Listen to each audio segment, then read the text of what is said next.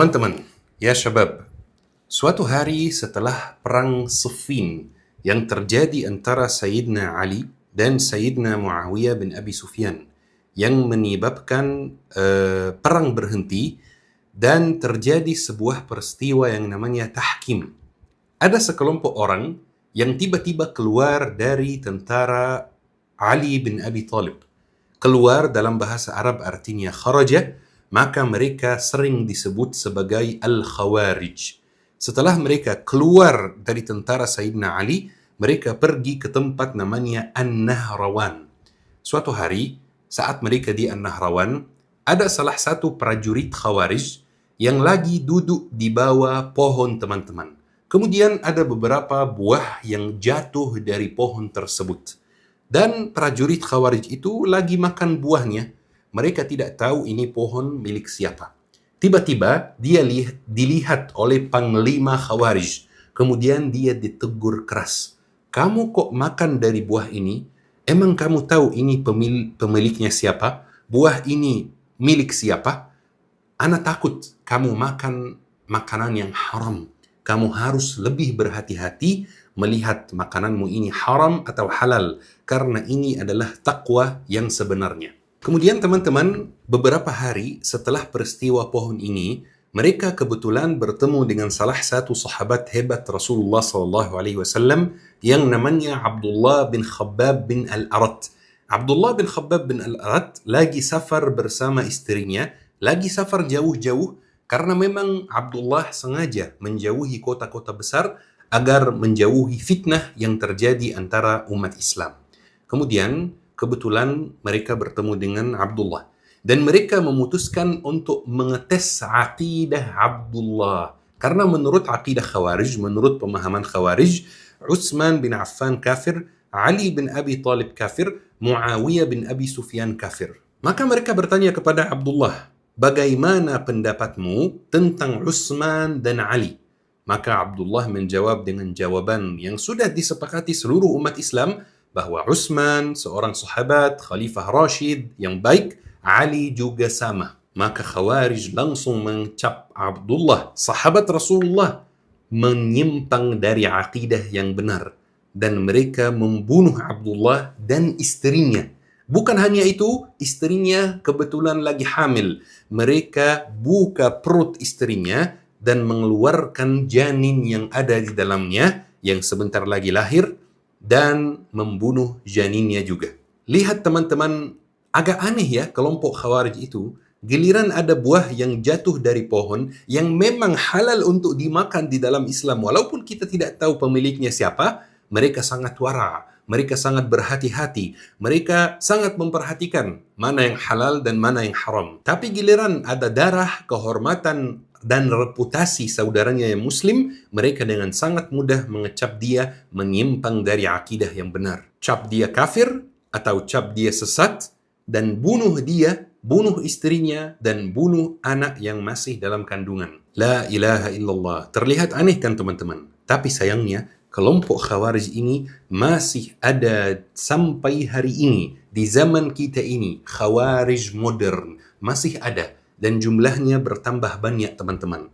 Dulu mereka tidak berani nampak jelas di depan orang. Tetapi khususnya setelah perang 7 Oktober di Palestina, mereka sudah jelas dan sudah nampak dan sudah jelas pemikirannya seperti apa. Mereka tidak pernah punah teman-teman. Mereka ada di setiap waktu dan setiap zaman. Setiap saat. Tapi kemasannya berbeda. Organisasinya berbeda. Tapi sifat-sifatnya tetap sama. Karena yang menyampaikan sifat-sifatnya kepada kita ini bukan orang biasa. Yang menyampaikan sifat-sifatnya adalah Rasulullah sallallahu alaihi wasallam. Rasulullah sallallahu alaihi wasallam menyebut Khawarij dengan kilabu ahli nar, anjingnya ahli neraka. Ini bukan makian teman-teman. Mereka bukan hanya ahli neraka, tapi lebih hina lagi, anjingnya ahli neraka. Kajian hari ini teman-teman sangat-sangat penting buat kita semua agar kita bisa melihat siapa yang ada di sekitar kita dan siapa yang memusuhi persatuan umat Islam, siapa yang tidak support saudaranya di Palestina, dan siapa yang pemikirannya persis sama dengan pemikiran Khawarij zaman dahulu, tapi kemasannya sekarang berbeda. Tapi ayo kita sepakati 2 poin dulu. Poin yang pertama, jangan sampai isi kajian hari ini dijadikan sebagai alat untuk menuduh saudara kita. Lebih baik teman-teman, isi kajian hari ini dijadikan alat untuk introspeksi diri sendiri dan menjauhi orang-orang yang tidak baik, tanpa banyak menuduh. Poin yang kedua, Khawarij itu memiliki beberapa sifat teman-teman. Kalau ada orang yang memiliki satu sifat di antara sifat-sifat Khawarij, maka di dalam dirinya ada sifat Khawarij. Jika ada orang yang memiliki semua sifat Khawarij, maka dia itu adalah orang Khawarij. Sifat pertama teman-teman, dan ini sifat yang sangat terkenal dari kaum Khawarij, yaitu merasa paling benar sendiri dan yang lain pasti salah. Hari ini kita ada 2 contoh. Satu contoh dari zaman Rasulullah, satu contoh dari zaman kita, kehidupan sehari-hari kita ini.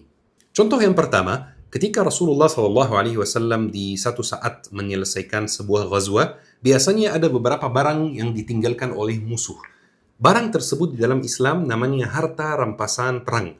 Dan harta rampasan perang ini teman-teman ada pembagian tertentu. Ada caranya untuk membagikannya ke Rasulullah dan kepada para prajurit yang ikut di dalam perang tersebut dan kepada umat yang tidak ikut pun.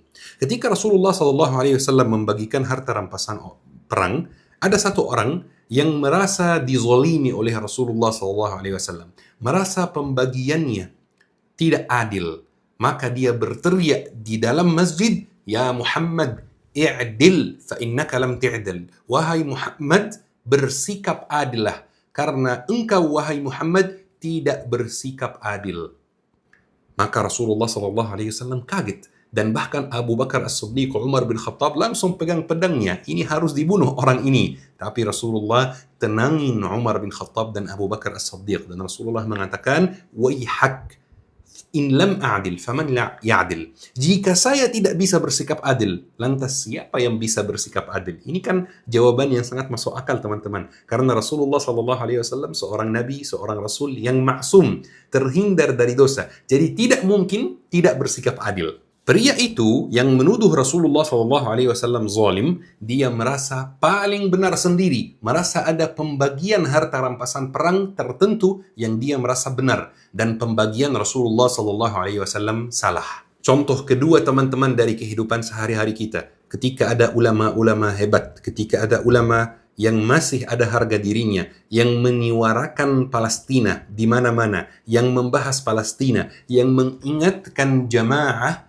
tentang Palestina, langsung dituduh oleh kaum Khawarij modern sebagai ustaz syubhat, ustaz bid'ah, ustaz hizbi, ustaz haraki. Padahal teman-teman yang dibahas adalah Palestina, yang dibahas adalah anak-anak yang dibantai, yang dibahas saudara-saudara kita yang kelaparan, yang dibahas wanita-wanita yang diperkosa. Bukan soal amalan ustaznya, bukan soal bid'ah atau bukan soal hizbi, tapi mereka tetap menuduh seperti itu. Harusnya bersatu dulu teman-teman. Tapi karena mereka merasa paling benar sendiri, maka mereka tetap menyalahkan ustaz-ustaz, ulama-ulama yang menyuarakan Palestina.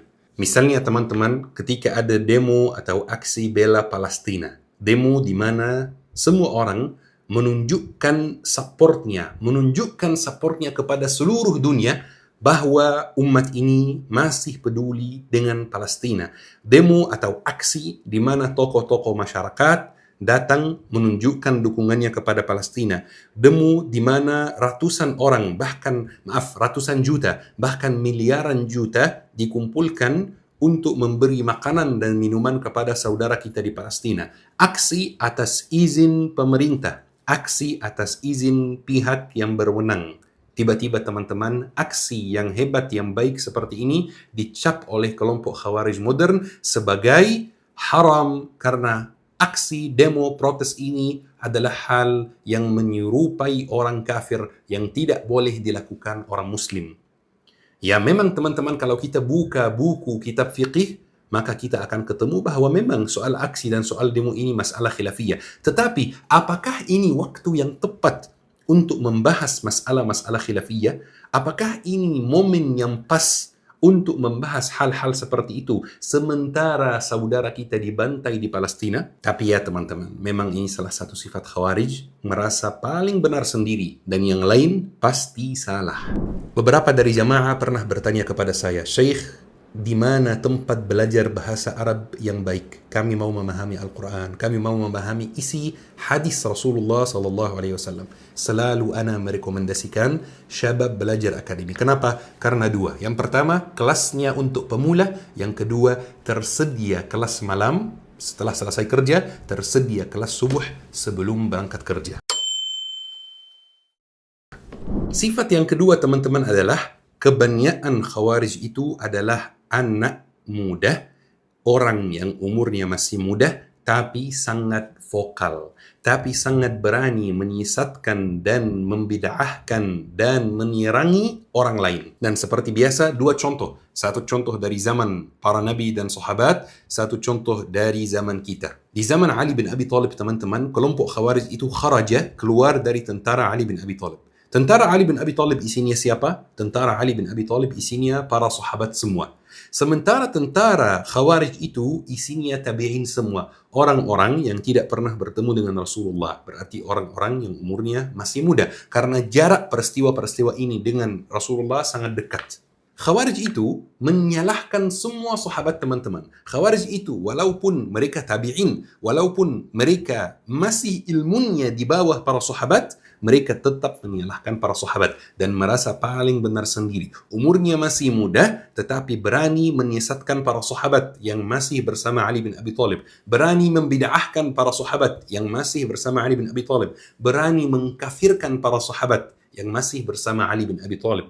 Contoh kedua teman-teman dari zaman kita, ketika ada satu ustaz nasional yang ilmunya diakui seluruh dunia. Di semua dunia ilmunya diakui. Dia keliling dunia untuk menuntut ilmu, untuk berdakwah, untuk menyebarkan ilmu. Ribuan murid yang beliau biayai. Puluhan bahkan ratusan keluarga yang beliau biayai.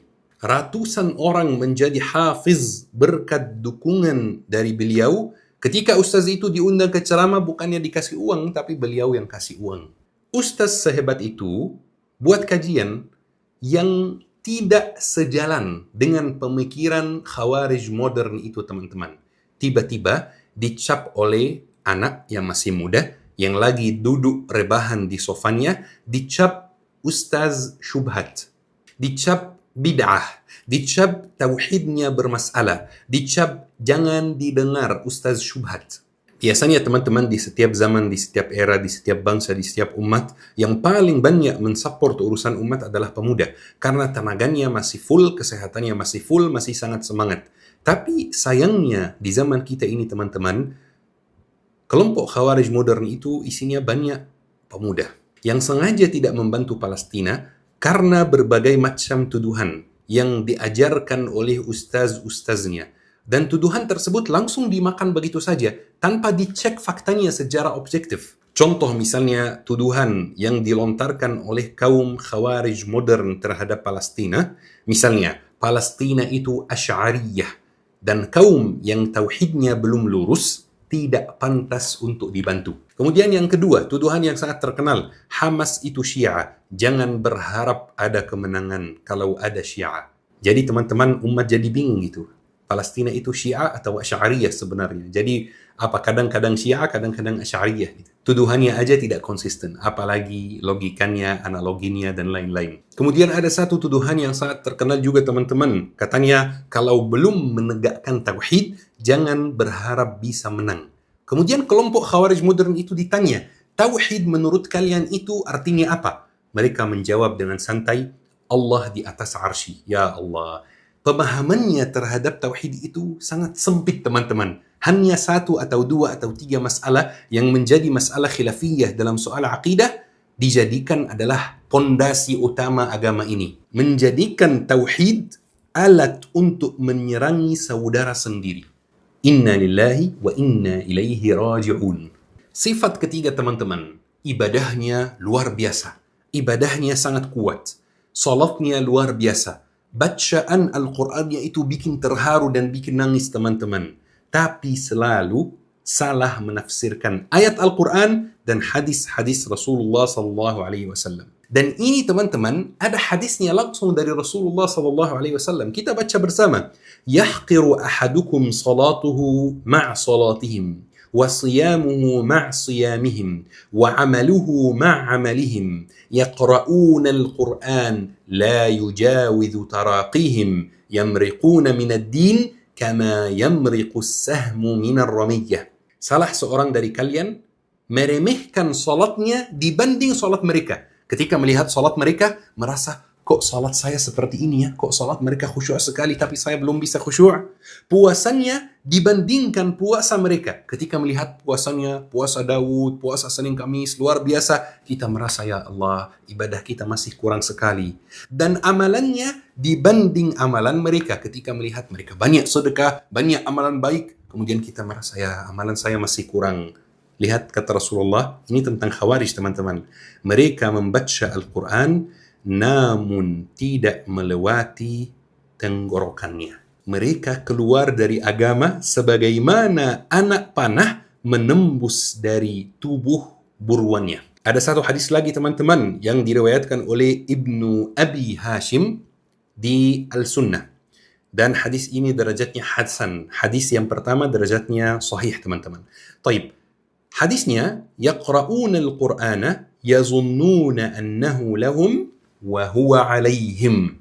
Mereka membaca Al-Quran dan mereka mengira itu mendukung mereka. Padahal Al-Quran itu hujjah atas mereka. Ini pesan dari Rasulullah SAW teman-teman. Jangan tertipu oleh ibadahnya yang terlihat sempurna dari luar. Jangan tertipu oleh masjidnya yang nyaman, yang bersih, yang damai, yang khusyuk. Kalau masih suka salah menafsirkan Al-Quran dan hadis, percuma itu semua. Khawarij modern itu membaca satu hadis teman-teman, merasa sudah memahami asal-usul masalahnya. Misalnya hadis, setiap bid'ah sesat dan setiap kesesatan itu di dalam neraka. Mereka sudah mengambil hadis ini dan membuat kesimpulan sendiri tanpa melihat hadis-hadis yang lain yang mendukung hadisnya, tanpa melihat cerita-cerita sahabat yang mendukung hadis ini atau menjelaskan hadis ini. Kemudian mereka ambil kesimpulan ini dan mengecap semua hal yang baru itu sesat. Ibarat orang teman-teman yang buka buku obat. Kemudian dia melihat bahwa jika dia minum obat A, dia akan sembuh. Jadi dia langsung mengelari diri sendiri sebagai dokter. Kata dia, bedanya apa saya sama dokter? Kan dokter belajar di buku bahwa obat A ini bakal menyembuhkan penyakit B. Saya sudah tahu informasinya, berarti saya juga dokter. Berarti saya tinggal buka praktik, tinggal buka apotek, dan tinggal meresepkan obat ini kepada orang lain. Jangan menyulitkan ilmu. Ilmu kedokteran itu mudah. Mereka tidak paham teman-teman, kalau memang obat ini diminum, memang bakal menyembuhkan penyakit B misalnya itu. Tapi mereka tidak tahu, apakah obat ini cocok dengan semua umur atau tidak? Apakah obat ini punya side effect tertentu atau tidak? Apakah side effect ini cocok dengan semua orang? Apakah obat ini cocok dengan ibu hamil? Apakah obat ini cocok dengan ibu menyusui? Apakah obat ini cocok dengan anak-anak? Apakah obat ini jika diminum dengan obat lain bisa, boleh, atau harus diminum sendiri? Obat ini diminum sebelum makan atau setelah makan? Bagaimana caranya mengatasi side effect yang keluar dari obat ini? Itu yang mereka lakukan teman-teman. Tapi bukan dalam bab kedokteran, dalam ilmu kedokteran, dalam ilmu agama. Inna lillahi wa inna ilaihi raji'un.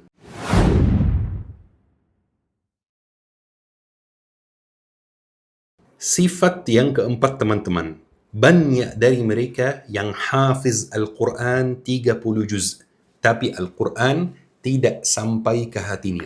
Tahu teman-teman, kelompok yang keluar dari tentara Ali bin Abi Thalib, kelompok Khawarij itu, kelompok yang mengkafirkan Sayyidina Ali, kelompok yang mengkafirkan Muawiyah, kelompok yang mengkafirkan Sayyidina Utsman, mereka itu semuanya hafiz 100%. Semuanya hafiz teman-teman. Mereka semuanya itu bukan sahabat.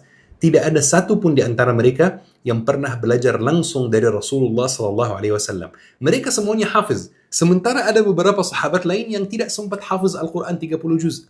Bahkan mereka sebelum dinamai Khawarij, mereka dinamai Al-Qurra, para pembaca dan penghafal Al-Quran. Jadi teman-teman, tolok ukurnya bukan hafal berapa juz. Tolok ukurnya bukan hafiz atau tidak. Percuma kalau Al-Quran tidak sampai ke hati teman-teman. Seperti banyak orang yang hafiz 30 juz tapi tidak tergerak hatinya untuk menunjukkan supportnya kepada Palestina. Ditanya apa alasannya? Katanya tidak semanhaj. Sementara wallahi teman-teman, saya bertemu dengan ibu-ibu di pelosok NKRI tercinta ini yang bahasa Indonesia saja tidak bisa tulis dan baca. Apalagi baca Al-Quran teman-teman. Tapi ibu-ibu itu punya hati nurani yang masih bersih. Punya hati yang masih bersih. Ketika mendengar apa yang terjadi di Palestina, hatinya langsung tergerak untuk membantu. Walaupun secara ekonomi beliau tidak mampu. Tolok ukurnya bukan hafal berapa juz. Bukan khatam berapa kitab.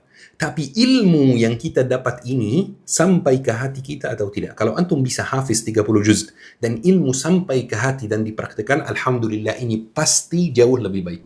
Teman-teman, kalau mau memahami ilmu agama, memahami Al-Quran, kuncinya adalah belajar bahasa Arab. InsyaAllah di Syabab Belajar Academy tersedia kelas bahasa Arab untuk pemula, untuk orang yang tidak tahu apa-apa tentang bahasa Arab. Ada kelas malam buat yang bekerja, ada kelas subuh sebelum berangkat kerja. Bismillah, daftarkan diri sekarang. Sifat kelima teman-teman, Khawarij, kelompok yang sangat eksklusif. Di zaman Ali bin Abi Thalib teman-teman, Khawarij suka buat masjidnya sendiri, suka buat kajiannya sendiri. Masjid yang terpisah dengan masjid-masjid yang lain yang dimiliki seluruh umat. Kajian yang ustaz-ustaznya beda dengan ustaz-ustaz lain yang mayoritas di seluruh umat. Mereka suka ngundang ustaznya sendiri, bukan ustaz yang dari para sahabat. Menurut mereka para sahabat itu sudah salah jalan, sudah sesat. Mereka ngundang ustaz dari kaumnya sendiri, dari Khawarij. Mereka tidak mau bercampur baur dengan umat Islam yang lain. Dengan dalih teman-teman, mereka kafir, mereka menyimbang, mereka akidahnya tidak benar, tauhidnya belum lurus, asma dan sifatnya belum benar, tidak semanhaj dan lain-lain. Sifat kelima ini ana tidak perlu komentari teman-teman. Karena antum melihat sendiri suasana di sekitar antum seperti apa, khususnya di kota-kota besar. Sifat yang keenam teman-teman, kelompok Khawarij tidak menerima masalah khilafiyah sama sekali.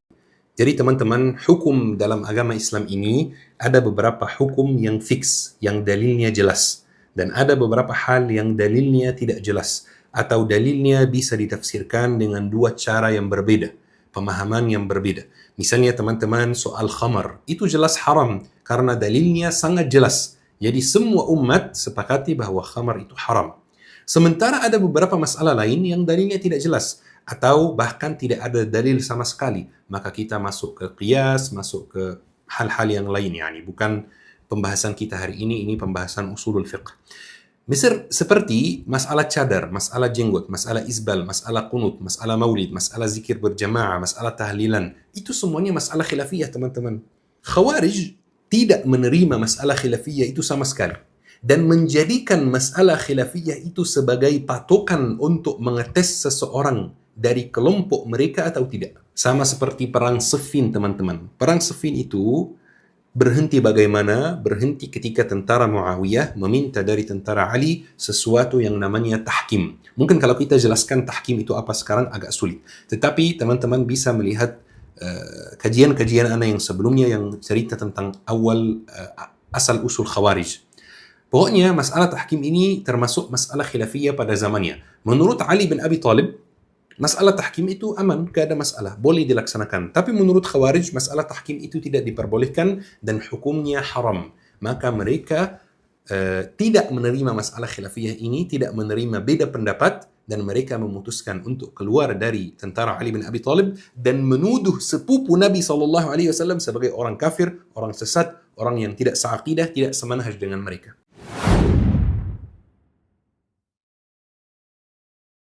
Sifat ketujuh teman-teman, Khawarij sibuk menghujat sesama muslim karena beda pendapat atau menurut mereka tidak semanhaj.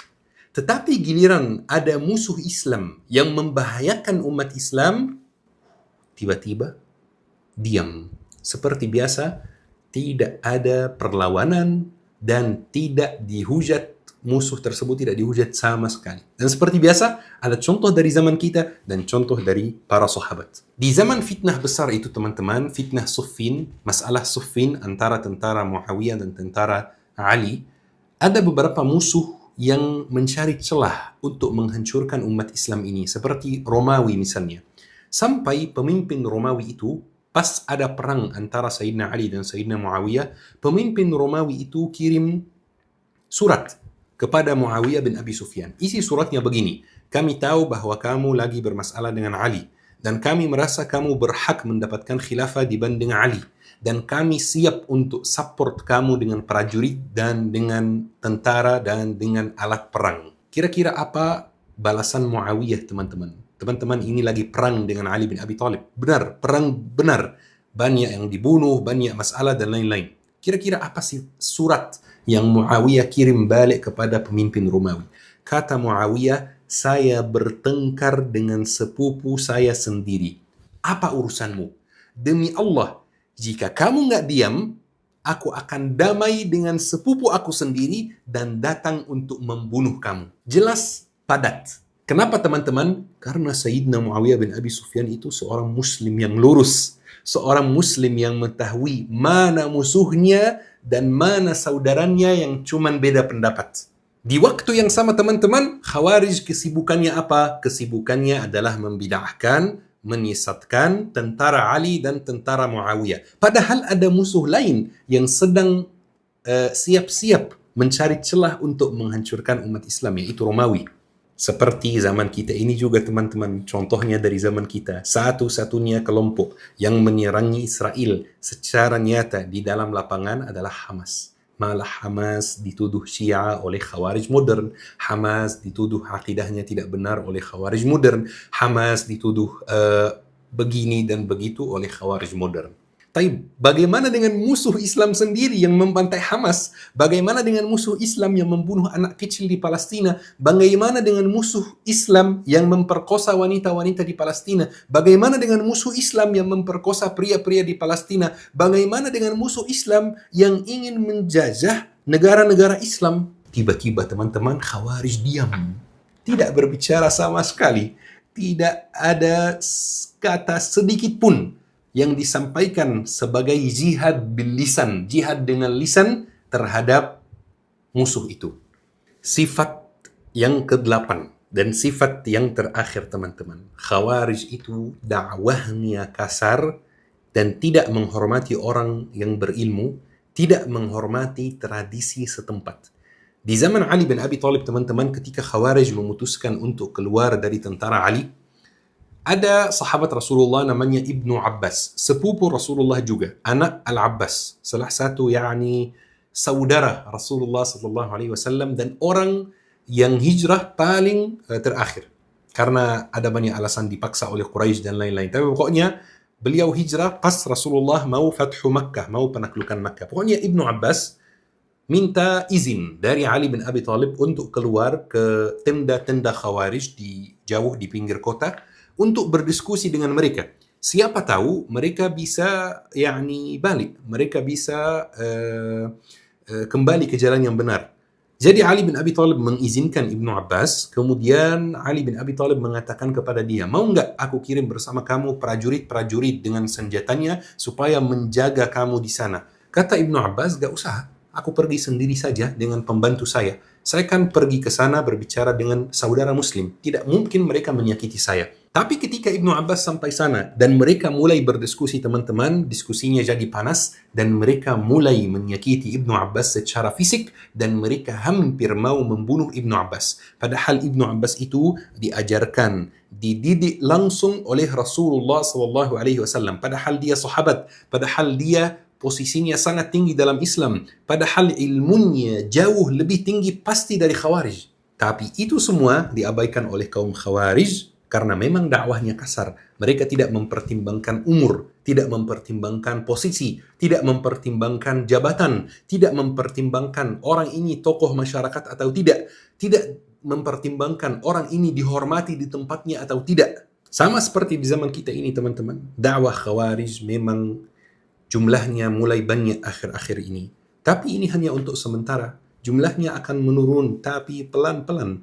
Jumlahnya akan menurun sama seperti yang terjadi di seluruh negara yang lain. Tiba-tiba naik, terus tiba-tiba turun juga teman-teman. Karena dakwahnya kasar, dakwahnya tidak sopan, dakwahnya tidak lembut, dakwahnya tidak menghormati tradisi setempat, dakwahnya tidak menghormati ulama, dakwahnya tidak menghormati tokoh masyarakat, dakwahnya tidak menghormati orang yang memang terhormat di tempatnya.